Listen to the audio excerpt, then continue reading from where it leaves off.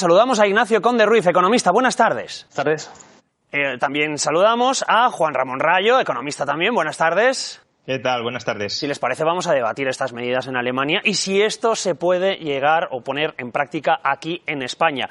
Empezamos con usted, don Ignacio. ¿Hay que seguir el modelo alemán en España? ¿Hay que bajar impuestos? Bueno, si queremos seguir el modelo fiscal alemán hay que seguirlo entero, ¿no?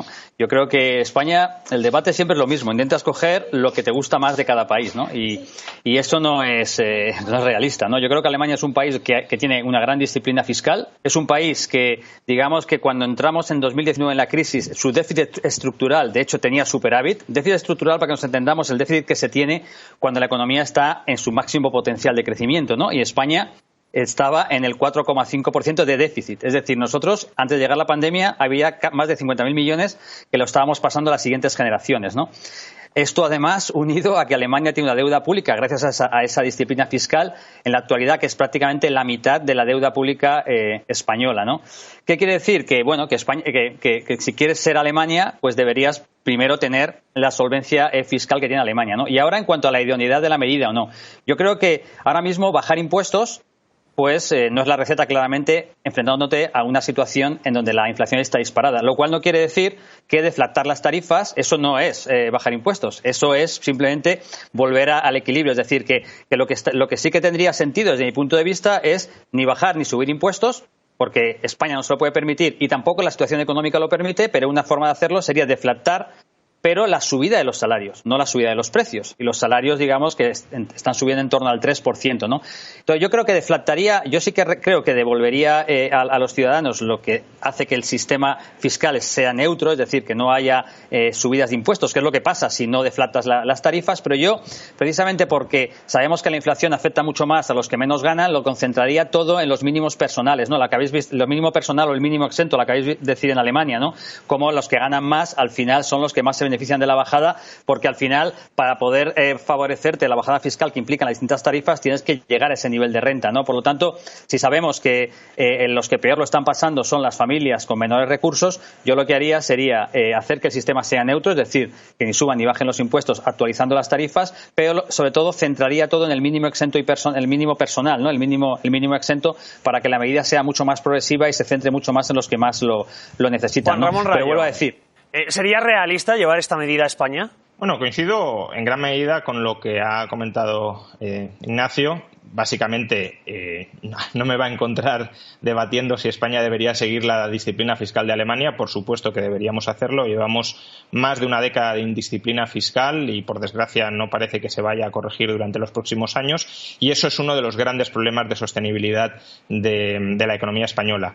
Sobre la medida en concreto, también coincido en que no se trata ni siquiera de bajar impuestos. Lo que está haciendo Alemania es no subirlos aprovechando la inflación. Porque esta idea creo que tiene que quedar muy clara. Si tú no ajustas los impuestos, en particular el IRPF, cuando hay inflación, estás subiendo los impuestos por la puerta de atrás. La inflación, en este sentido, es un impuesto sin legislación, un impuesto que no pasa por el Parlamento. Si el Gobierno quiere subir impuestos, que es lo que está haciendo sin pasar por las Cortes, lo que tendría que hacer es, primero, ajustar el IRPF a la inflación y luego ir a las Cortes y aprobar una subida de impuestos. Pero como eso tiene coste político, como eso visibiliza que nos están quitando más dinero, que no solo nos estamos empobreciendo por la inflación, sino que el Gobierno está sacando tajada con la inflación vía subida de los ingresos al no deflactar la tarifa, pues entonces prefieren no deflactar la tarifa, que es lo que están haciendo, cobrar más, pero no pasar por las Cortes con el consecuente coste político. Pero sería una medida que vendría bien, una manera de devolver, digamos, a los ciudadanos el exceso de recaudación, ya que los precios siguen subiendo. Sería una forma de que ese exceso de recaudación o parte del mismo no surgiera porque no se les subirían los impuestos por la puerta de atrás. Es que este exceso de recaudación que tiene el Gobierno es resultado, en parte, no en su totalidad, pero sí en parte, de que nos han subido los impuestos. Pero nos han subido los impuestos, insisto, sin que nos lo hayan dicho, sin haberlo explicitado. Y, por tanto, si tú ajustas la tarifa, tanto los tipos como otros componentes del impuesto, como el mínimo vital, tal como el mínimo personal, tal como recordaba ahora Ignacio, si tú ajustas los componentes del impuesto a la inflación, lo que haces es mantener la carga fiscal, pero no estamos en esas, están subiendo la carga fiscal aprovechándose a lomos de la inflación. Ignacio, ¿las medidas de Alemania son de izquierdas o de derechas? Es que yo creo que al final vemos que no se puede tampoco definir una forma de derecha o de izquierda. Yo creo que un poco todos buscan también lo que es lo que no sé si llamarle populismo, no sé cómo decir, o sea, muchas veces busca satisfacer a tu electorado. Desconozco la situación política en Alemania. Yo lo que sí que entiendo es que cuando me estoy enfrentando a un shock principalmente de oferta, como me estoy enfrentando aquí, de subida de costes de la energía, y a su vez estoy, digamos que tengo también enfrentándome a un shock entre oferta y demanda, por así decir, pues hacer y sobre todo que intento controlar la inflación, que es un poco el principal problema que tengo por delante. Yo creo que la estrategia es, si quieres bajar impuestos o si es, por así decir, ayudar a quien más lo necesita, ¿no? Porque si lo que acabas es hacer una política fiscal expansiva, pero esto va tanto por la bajada de impuestos como el aumento del gasto, ¿eh? Tampoco tendría mucho sentido aumentar ahora mismo mucho el gasto. Al final se te va a descontrolar todavía más la inflación y digamos que es un poco tu objetivo, intentar controlar la inflación. Yo la verdad que desconozco lo que está haciendo Alemania. Hay cosas de Alemania que me parece que han sido pioneros y están bastante bien, como tiene que ver sobre todo con el tema del transporte público, pero también es verdad que Alemania es un país que, siendo ejemplar, ¿no?, en términos fiscales, y que todo el mundo le gustaría ser Alemania, en términos energéticos,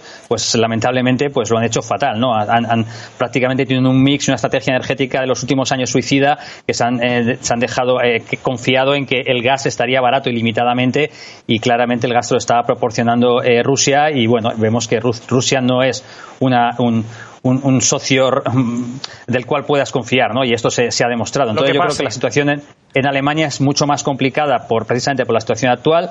El debate en Alemania es un debate que si cierran o no cierran la industria. Imaginemos este debate aquí, que si el escaparate lo subimos un grado, la luminosidad, o se la bajamos, comparado con el debate en Alemania, y por lo tanto no soy capaz de anticipar el debate en Alemania para traerlo aquí, pero me parece que no es comparable la situación. Nosotros íbamos a traerlo aquí porque es verdad que si os consultamos a economistas, además de renombre, de esta medida que está ocurriendo en Alemania, lo que ocurre allí luego nos rebota aquí. Esto estaréis de acuerdo de alguna u otra manera. Vamos a comentarlo también con los invitados que tenemos en la mesa. Ignacio Conde Ruiz, Juan Ramón Rayo, un placer por este tiempo de análisis. Gracias a los dos.